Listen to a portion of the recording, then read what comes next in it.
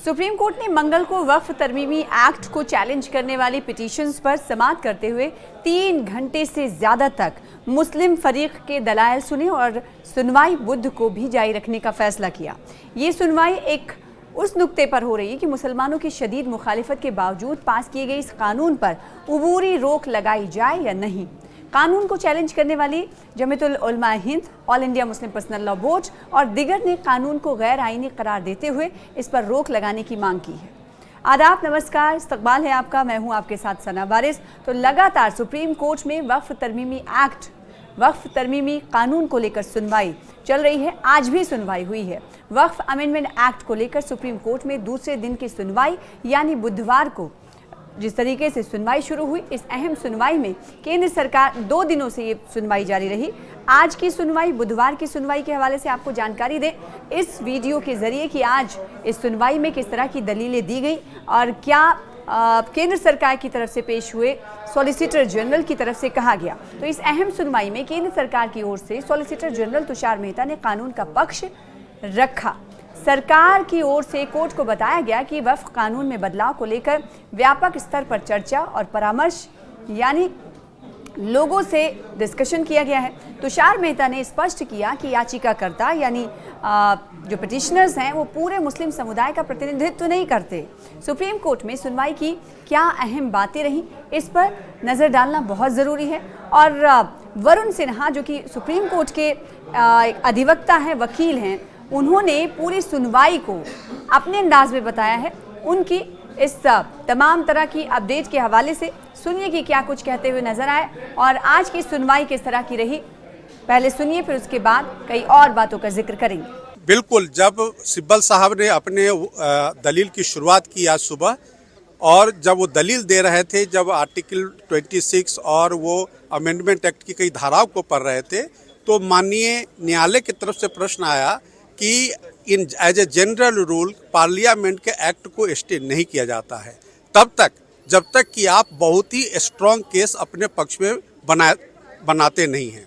इसीलिए कोर्ट का इंडिकेशन था कि आपको एक अपना बहुत ही स्ट्रॉन्ग केस बनाना पड़ेगा अंतरिम राहत के लिए। उसके बाद कि सिब्बल साहब ने जो अमेंडमेंट एक्ट की तमाम पहलुओं पर अपनी संवैधानिक और जो कानूनी पहलू थे उस पर प्रकाश डालना शुरू किया और उनका जो टोटल जो सब एंड सब्सटेंस उनके पूरे दलील का था कि आर्टिकल 25, 26 और 14 के तहत फंडामेंटल राइट का हनन हुआ है।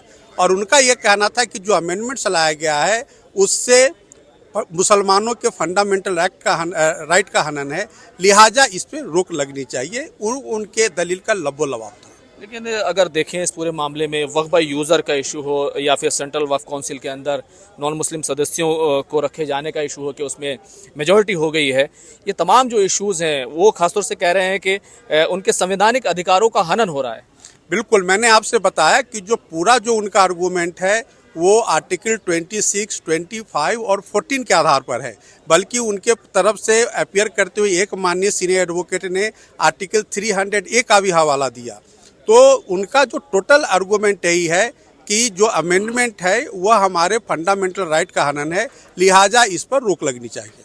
वहीं एसजी यानी सॉलिसिटर जनरल तुषार मेहता ने अपनी दलीलें रखते हुए कहा कि 97 लाख से ज्यादा लोगों से सुझाव मिले हैं। उन्होंने बताया कि इस मुद्दे पर 97 लाख से अधिक लोगों से सुझाव प्राप्त हुए और कई स्तरों पर मीटिंग्स आयोजित की गई, जिनमें इन संशोधनों पर विस्तार से यानी अमेंडमेंट्स पर विस्तार से चर्चा हुई। एसजी ने बताया कि 25 वक्फ बोर्ड से राय ली गई, जिनमें से कई ने खुद आकर अपनी बातें रखी। इसके अलावा राज्य सरकारों से भी सलाह मशवरा किया गया।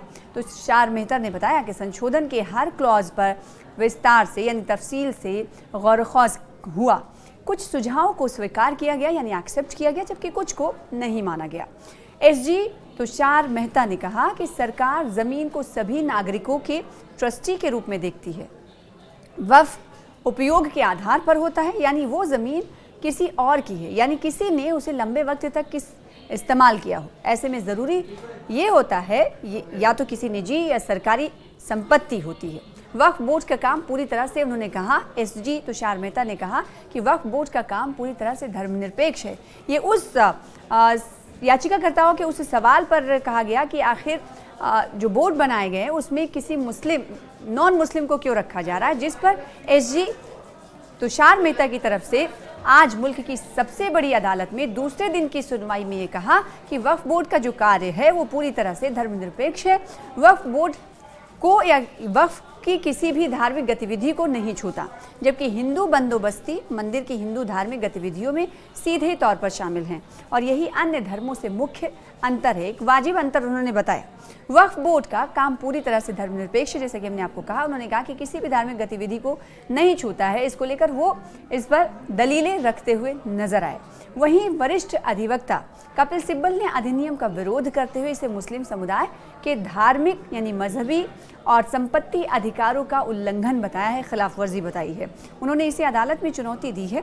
केंद्र सरकार ने कोर्ट से अपील की है कि सुनवाई को 3 मुख्य मुद्दों तक ही सीमित रखा जाए, जबकि याचिकाकर्ता पूरी समीक्षा की मांग कर रहे हैं। इस मामले को लेकर बनाई गई कमेटी यानी ज्वाइंट पार्लियामेंट्री कमेटी आपको याद होगा बनाई गई थी, जिसके अध्यक्ष जगदम्बिका पाल जो कि भारतीय जनता पार्टी के सांसद हैं उन्हें बनाया गया था और उनकी अध्यक्षता में कई बार मीटिंग्स भी हुई। आपको याद होगा कि इस मीटिंग्स में कई बार हमने देखा भरपूर हंगामा और इस मीटिंग में जो सदस्य हैं विपक्ष के उनकी तरफ से कई सवाल उठाए गए और कई बार ऐसा देखने को मिला कि मीटिंग्स को बीच में ही सस्पेंड की खबर मिली, कई बार सस्पेंड भी किया गया। तो जगदम्बिका पाल ने क्या कुछ कहा है आज के हवाले से जरा सुनिए। पहले दिन भी जब तमाम याचिकाएं दाखिल हुई थी और पूर्व के जो हमारे भारत सरकार के मुख्य न्यायाधीश थे उन्होंने भी अंतरिम आदेश नहीं दिया और जब कल चाहे वो कपिल सिब्बल जी हों, अक्षय मनी सिंघवी हों, इन सब लोगों ने अंतरिम रोक लगाने की मांग की, जिसपे मौजूदा मुख्य न्यायाधीश सुप्रीम कोर्ट ने कहा जब तक आप कोई स्पष्ट कोई वैधानिक सवाल कोई ऐसे विषय को फंडामेंटल राइट को उल्लंघन करते हुए धार्मिक स्वतंत्रता तब तक इससे हम नहीं कोई करते। कल भी उनका प्रयास था कि इस पर अंतरिम आदेश हो और अंतरिम रोक लगे। आज भी जो उनका था जो सुनवाई हो रही उन याचिकाओं के पास केवल ये कहने का है कि साहब जो अमेंडमेंट आया है वो वक्फ की बेहतरी के लिए आया, लेकिन वक्फ की ज़मीन को ले ले। वक्फ की ज़मीन सरकार नहीं ले रही, वक्फ की ज़मीन जो मुतवल्ली या और लोग खुद कर रहे थे उसको रोकने के लिए पूरा केंद्र सरकार लेकर के आई है। साफ कर दिया था गृहमंत्री जी ने भी भारत के उस लोकसभा में बहस में भाग लेते हुए कि वक्फ की प्रॉपर्टी वक्फ की रहेगी, हम केवल उसका जो आज मुतवल्ली कर रहे हैं उसकी देख रेख के लिए हम कानून ला रहे हैं कि हर वक्त की प्रॉपर्टी का वापसी पोर्टल पर रजिस्ट्रेशन हो और उसकी आमदनी का ठीक से हो सीएजी के द्वारा निर्धारित ऑडिटर से, जिससे उसकी आमदनी का फायदा वक्त का फायदा गरीब मुसलमान को, पसमानदा मुसलमान को, खवातीन को, बच्चों को, अनाथ को मिल सके।